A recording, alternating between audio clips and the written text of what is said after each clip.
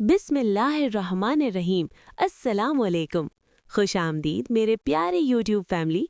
आप देख रहे हैं परी की दुनिया। आज मैं अपनी प्यारी गाय रानी के लिए ताज़ा घास लेने जा रही हूँ। चलिए मेरे साथ चलें। देखिए ये सब्ज खेत और गांव की खूबसूरत सड़कें।